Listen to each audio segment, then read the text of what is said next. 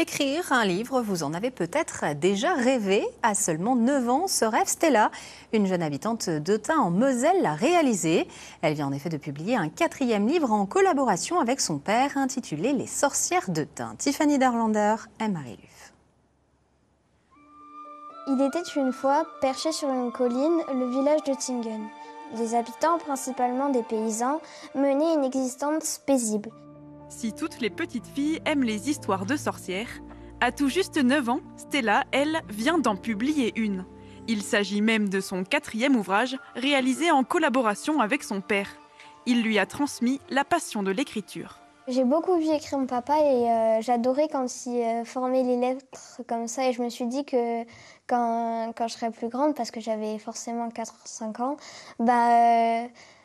quand je suis arrivée plus grande, je me suis dit que je pouvais écrire des livres comme ça de mon côté.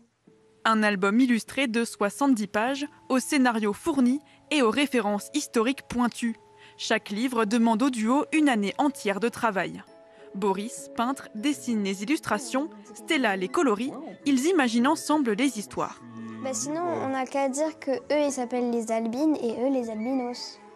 Et il faudrait que je le rectifie dans ce cas-là, dans ce sens, qu'on sache. Pour les sorcières d'Autun, père et fille ont voulu ancrer l'histoire dans le patrimoine local en s'inspirant des traditions allemandes et alsaciennes et en glissant des références à leur village à presque toutes les pages. À propos des sorcières, à propos des recettes comme le currywurst ou la choucroute, et tous ces éléments font partie en fait de notre culture propre. Et les mettre en avant, les avancer vis-à-vis du lecteur, je pars du principe que c'est non seulement enrichissant, mais dans cette histoire, c'est amusant aussi. Et la recette fonctionne. Leurs derniers livres s'arrachent et leurs ouvrages se vendent même jusqu'aux États-Unis.